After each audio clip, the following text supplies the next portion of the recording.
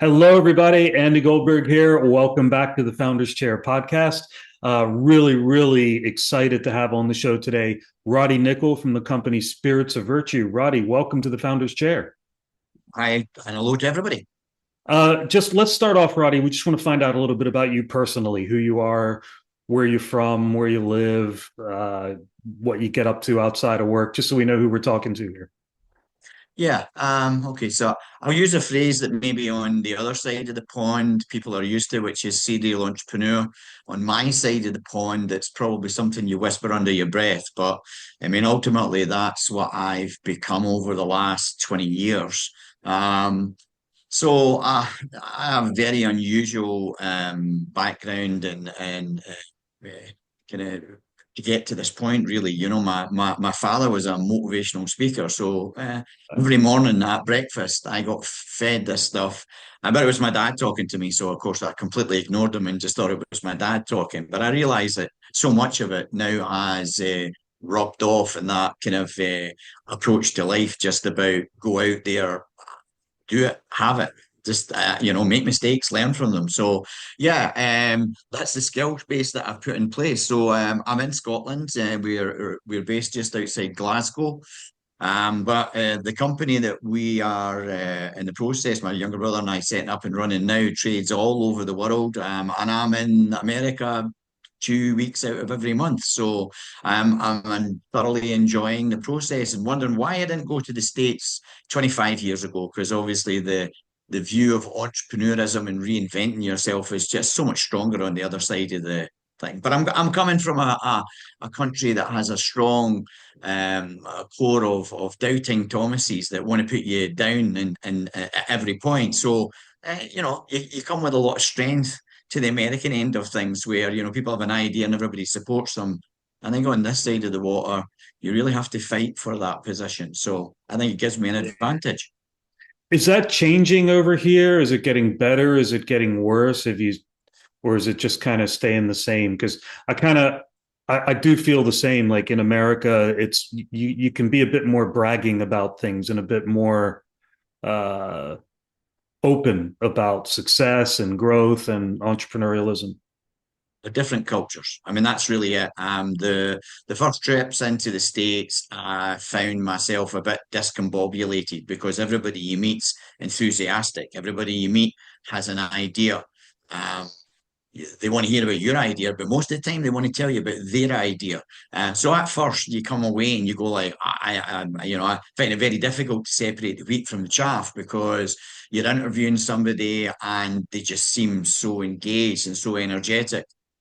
And after a few trips, you start to kind of realize that's the culture.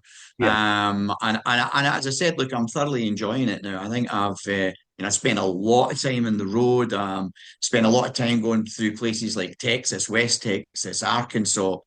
So I'm seeing real America. Not just flying into New York, Orlando, LA, and back out again. I'm seeing real America.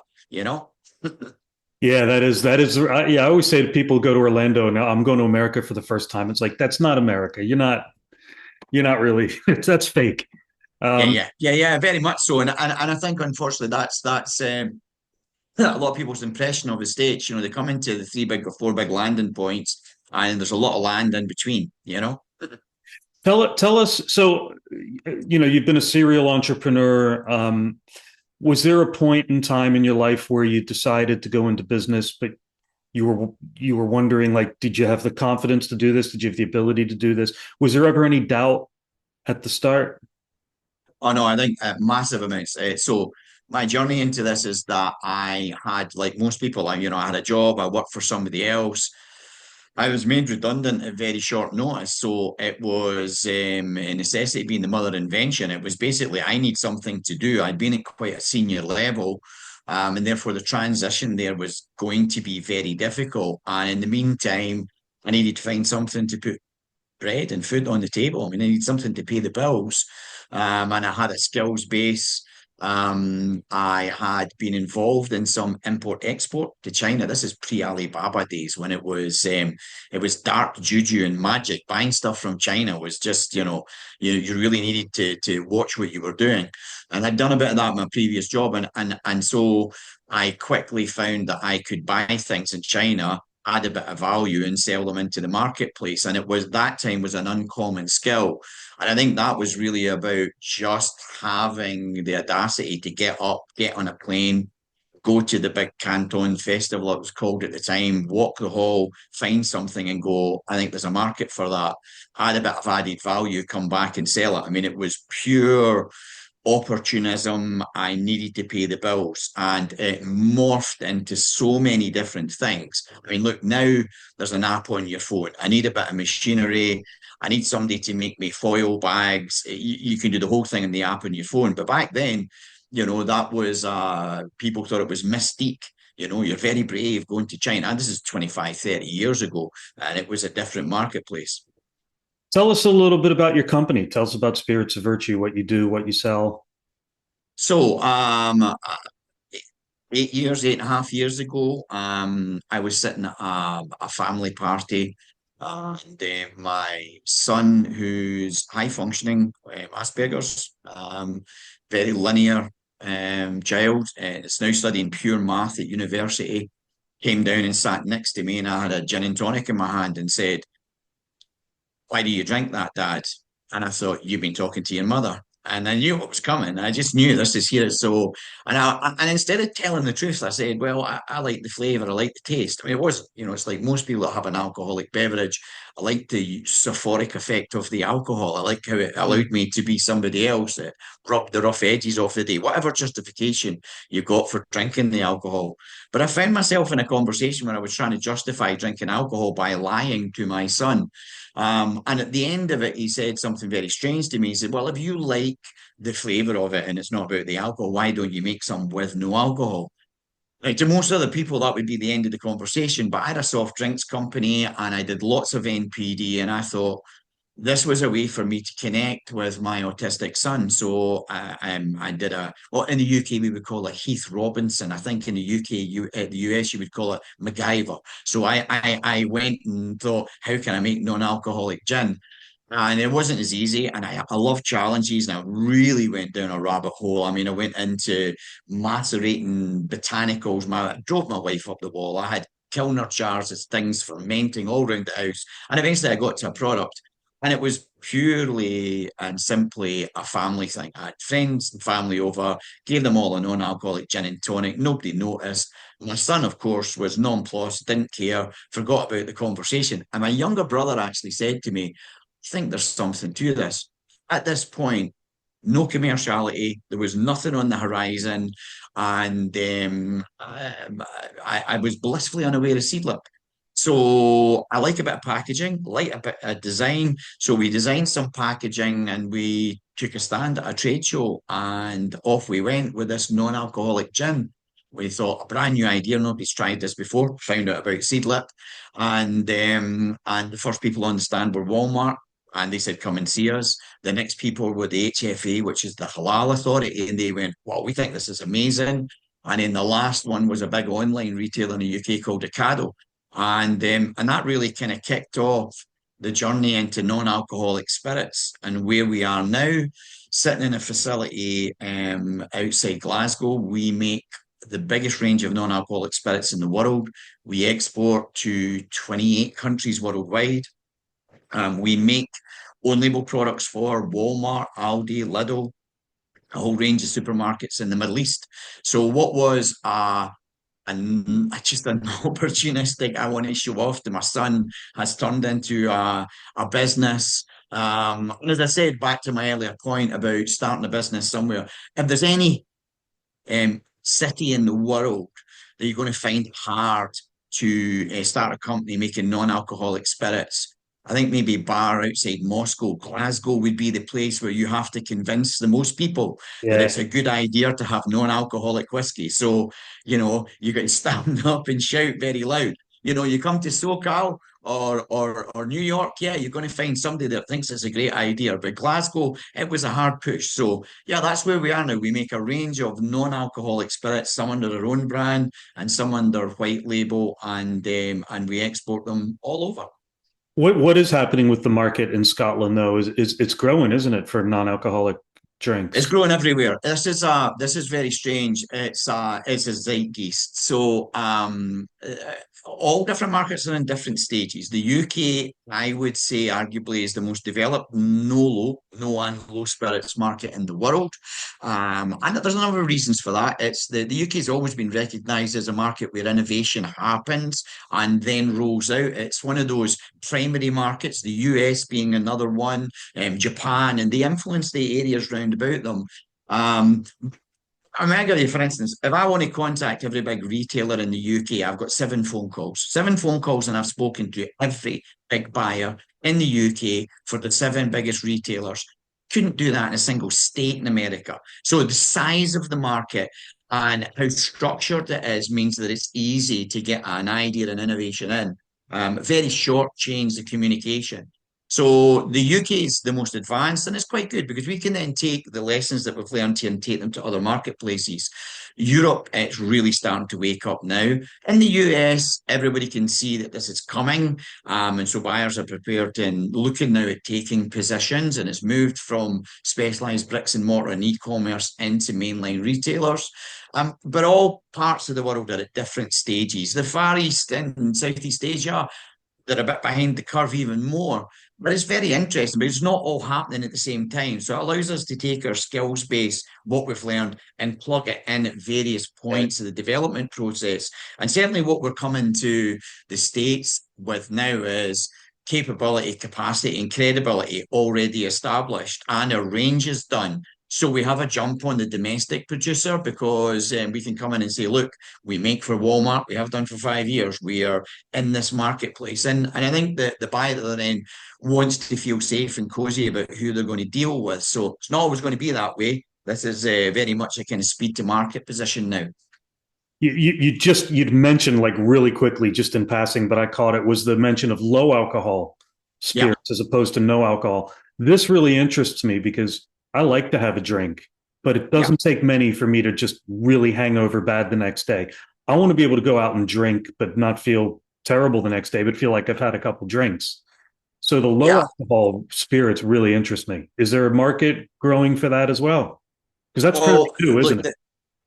yeah, look, Nolo, let's give it is or AF as you would say in the States. It's the Wild West, right? It's cowboy time. There are no rules. There are no set standards. There are no set procedures for manufacture, and therefore there are massive amounts of innovation. I know almost all of the major producers, and we all produce in different ways, and that's what makes it exciting. Now, so there's two camps here. There's low alcohol and there's no alcohol.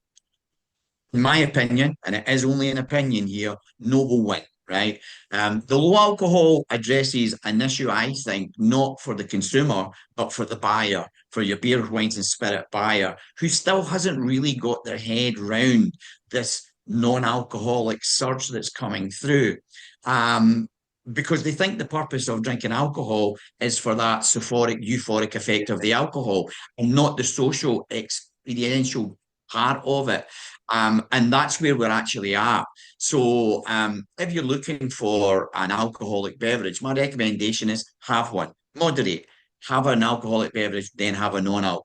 In Europe, it's now called zebra striping. That's the trendy phrase for it, but it just basically means moderate your alcohol consumption under your own guidance, and that's have one and then switch to something else. You don't compromise on what the two products are there.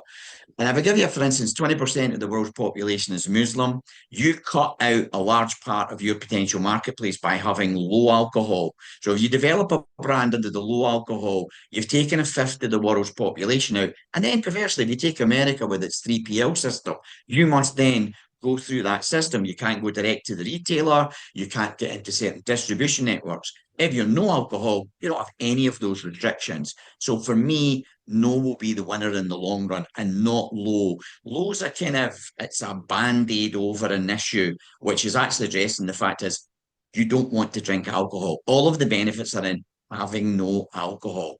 And if you get your head around that proposition, I like the flavors, the taste, I want the social aspect, I want the experience, I want to share this thing socially with my friends, have the no alcohol. Yeah, I guess really what it boils down to, though, is you're just giving the consumer the choice, right? They 100%. drink as much or as little as they want and enjoy it and have fun. And but it's ultimately it's down to them, and you've created that freedom of choice for them. Yeah, and I think that the growth of the whole non-alc sector now is about visibility, it's about choice, and it's about quality. In the early days of Nolo, there was a lot of, I would call them just really substandard products entered into the marketplace. People thought, I can put some flavor and some color and some water and put it in a bottle, and they're going to buy it. And it's just so much more complicated than that. You want depth, complexity. There are issues with turbidity and fallout, and this is like suspension in the bottles. These are all technical issues we've had to resolve to get to that point. And I think, unfortunately, in the early days, there were a lot of very substandard products in the marketplace. I would say that the products are getting much, much better now. And then also there's two schools of thought. One is, should a non-alc be an analog of an alcoholic product? Should it be a standalone? So I call them botanical drinks. And then there are analogs of, say, a bourbon or a whiskey or a gin. And then there are functionals, which have got adaptogens, nootropics, and functionals. So there's kind of three schools of thought.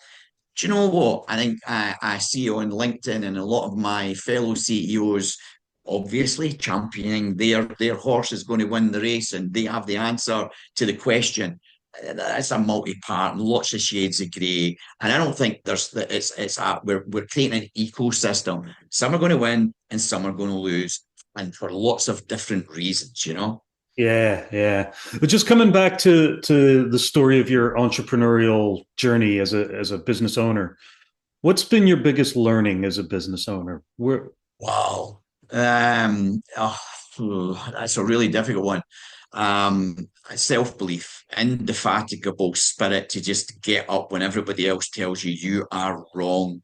And that also has to be metered with a very healthy dose of self-introspection, because you don't want to be flogging that dead horse. And I see plenty of people where you're looking at it saying you need to abandon that idea. Flexibility. Every day I wake up is a new set of challenges. And I love reading these entrepreneurs' books. This is how I made it. This was my thing. I read it, and I have to be honest, I'm still to read one that I actually think is the truth. I think people look back with rose-tinted specs, and really, when it's all the hard truth, you woke up in the morning and you had a challenge and you did whatever it took to break that, to get over that obstacle. Generally about cash flow, or getting product out the door, or dealing with a difficult customer. The thing about it is to look back and say, I strategized and saw this opportunity. And I've been very honest. I mean, somebody at a family thing, and I was showing off to my son. I mean, that's the essence of what we're doing now. My younger brother was the one that went, I think there's something here we could take to the market. Then there was the accidental thing where somebody comes in and says, this is an opportunity. And you go back and say, I saw the opportunity in focus. Don't believe that. I really genuinely don't believe that. For me personally, the journey is you wake up each morning, and as long as you've got the kind of ability to just keep going. Look, it's easy to wrap these up in little phrases. The harder I work, the luckier I get. Find something you love or you're passionate about doing, and you'll never work again. Those are two guiding principles. And the last one, and the biggest one for me, is that the dream should always be bigger than the memory. This is a journey. It is not a destination. You will never, ever, ever get to the end point, if you're satisfied the following morning with your day's work, time to get off the merry-go-round. You're not an entrepreneur. That is, and I think that's the essence. Everybody I meet that's really on that journey, that's what it is. I love what I do. This is a buzz. There are times where I just want it to stop for a while. I want to get off the merry-go-round because I'm tired, I'm run down. My nervous energy is gone. My creative juices are gone. I'm right in the middle of tax returns. I hate accountancy. I hate finance. I hate raising money. It's a necessary evil. I spend most of my time doing it, but I do not like it. And there are times during that process where I think, why am I doing this any longer? But I think it's that spirit. It's just that joie de vivre. That's how I can essence it, Andy. Yeah, so it's people. There's this temptation to say, "I'll be happy when I've Yeah, achieved something." It's like, no, just choose to be happy now, yeah, right? And then the 100%. will follow. Andy, that is it in its essence. I need to be watching. I don't know if we watch the profanity here, but it's like the whole thing that you wake up in the room and it's just full of dung. The whole room's full of dung, and the average person's like, oh, I'm in a room and it's full of dung and it smells and it's horrible. The entrepreneur, the curious person gets up and they look for the pony, right? That's what it is. That's life every day. You wake up in a room full of shit. You either look for the pony or you complain about the smell. I think the entrepreneur, they look for the pony because they're going to sell rides on the thing. There's another layer to that up and above. And you're right. If you wake up and you love it, but it is 100% a journey.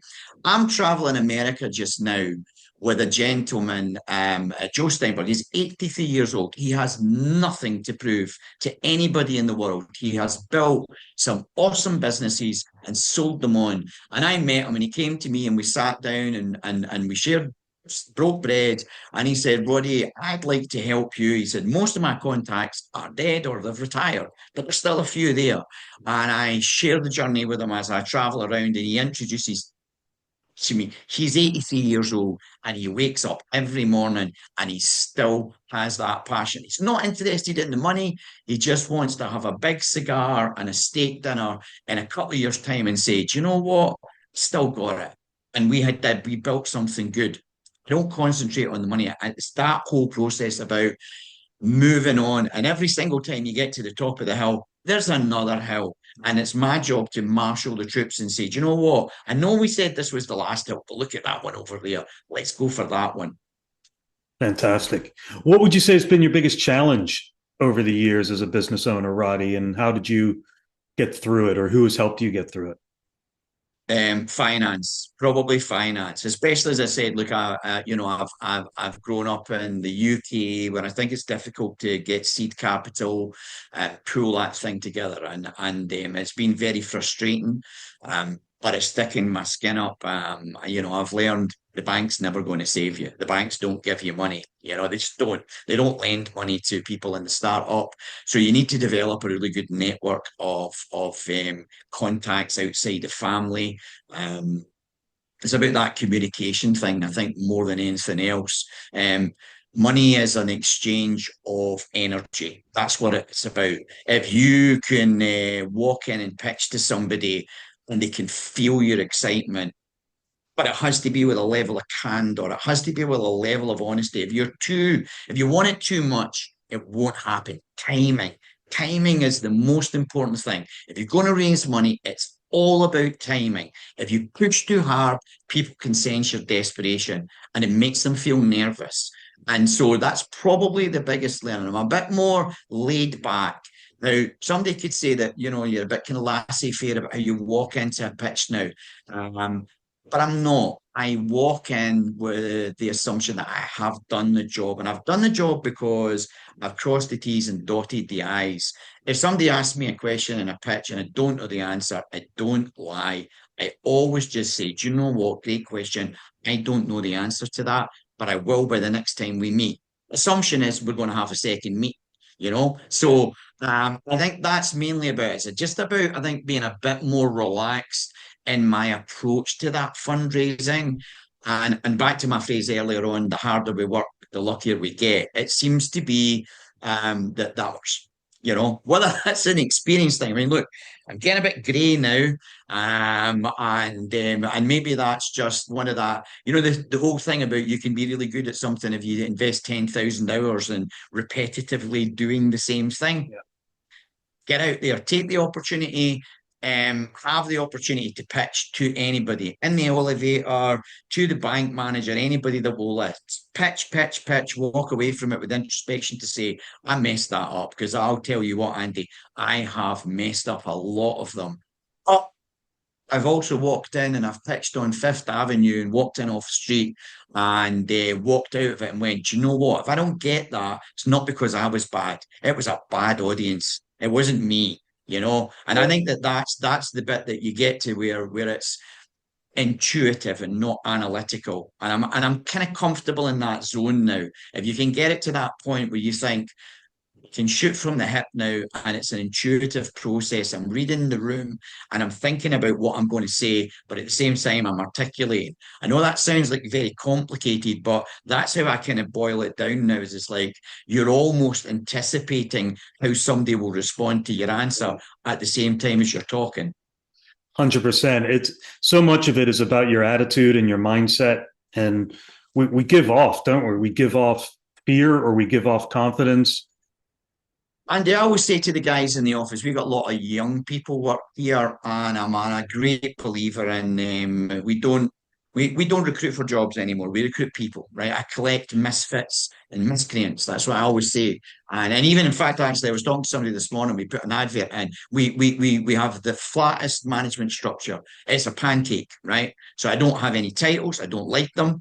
The outside world requires us to have titles. Who's the creative director? Who's this? But I don't like that. I like a flat linear thing. Now we all have a part to play. Now that makes my job as CEO sometimes very difficult because there can be turf wars. And I want my opinion, etc. But we all know what each other does.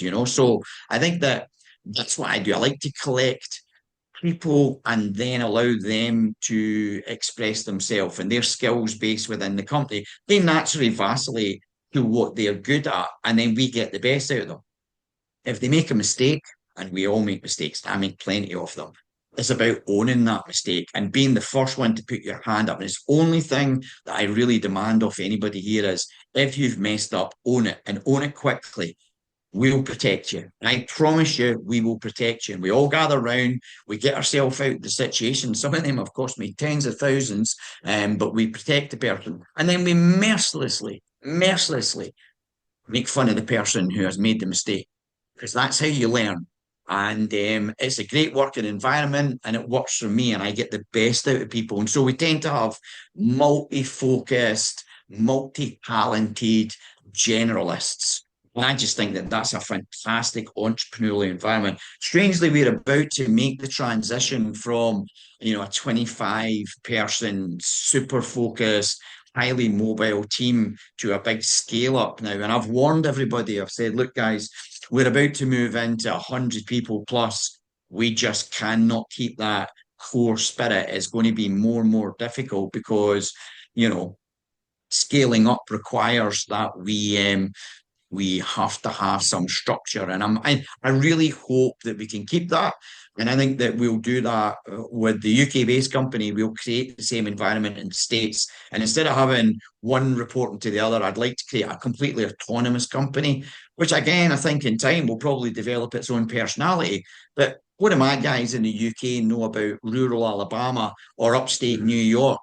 A lot. I'm hoping the American team will able to do that, and they'll address the issue slightly differently.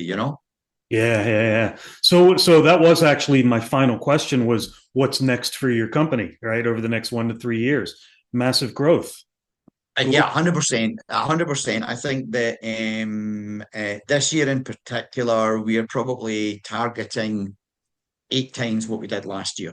So to give you an idea, pressure on working capital, scale up for production. We've got ourselves in a position where we're in the fastest growing part of the retail sector. It's a brand new category. Doesn't happen very often. Suddenly you've come along with a whole brand new category. It's not beers, wines, and spirits. It's next to it. It's not soft drinks. It's an unusual category. So there's a whole education piece. What is it? What do I do with it? We need to try and conquer those messages. And so it's about getting that message out and how we communicate both with the buyers first and then with the public. And that's exciting because it's new. And it's now about kind of replicating, as I said, so the US will stimulate Southeast Asia and into there. And then we've been working for a long time. We've got certification for India, for Japan, for Australia, for the US. We're in the Middle East. So it's now about upscaling that and taking it on to the next stage. And I'll be honest with you, Andy, look, somebody could come along with a big check tomorrow, which is generally what happens, and says, Roddy, we would like what you've got there. Do you know what? I know what I'm doing next. I already, I already know where we're going next and what we're going to go to next. And if I'm honest, I'm really enjoying what we're doing just now, but I'm kind of champing at the bit to do my next idea. I'm not a maintenance CEO. I'm a founder launcher. That's my skill base. When it gets to be the minutiae, it's time to hand over to a structured CEO and a CFO and all those other acronyms, which to me just sound like, oh my God, I know what I'm doing tomorrow morning. I don't want to do that. So I think for me as a founder, and I've seen this happen, it's knowing when to hand over the reins. And especially it's knowing when to step away from that and actually let them get on with what they're good at, which is scaling and building. I am a danger to that operation because I'm disruptive and I want to smash everything to bits and I want to create chaos and operate inside that space. And I'm always challenging everybody around about here.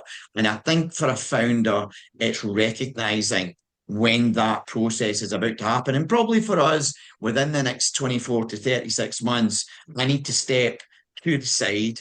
And hopefully this time with a bit more working capital, because it's mine now. That's a scary prospect. So of spending somebody else's money, I'll be spending my money. So I'll probably be really, really tight and not want to do all those things and be the and be the funder that I've hated all the way through the journey, and building a young team that can maybe articulate some of my crazy ideas and put them into place. You know what I'm really looking forward to? I'm looking forward to being the guy that somebody comes along and says, Roddy, I've got a good idea. Could you put some of your cash in and give me a bit of guidance? I've had so many of those people along the way. I'm looking forward to putting that back in. Genuinely, I'm excited about at some point giving somebody else their chance. Now, before the letters come in and the emails, I'm not ready yet, right? Don't have the capital, but I will soon. But that's the next point I'm really looking forward to, is transferring a bit of that energy, looking for the right people to back and having that. I think it would suit my personality to be able to dip my toe in, give a bit of guidance, step back, and then just watch it grow. Yeah, look, I mean, massive learnings in this chat today, Roddy, and very inspiring. Thank you. You just ooze energy and positivity, but also clarity. Like, you might be an ideas guy and you might be thinking of, you got 100 different things going on. Do you also have clarity for the future, really?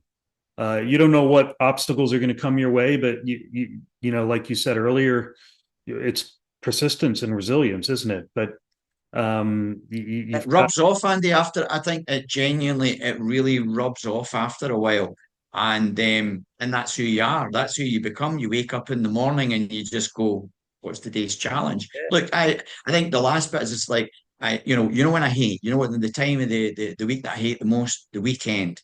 The weekend, everybody goes away and they do their thing. And the weekend, I'm sitting there twiddling my thumbs, going, can't get anything. "What can I do? Yeah, yeah, yeah. What can I do with my time?" So I have very involved hobbies, so that because it keeps me occupied at the weekend.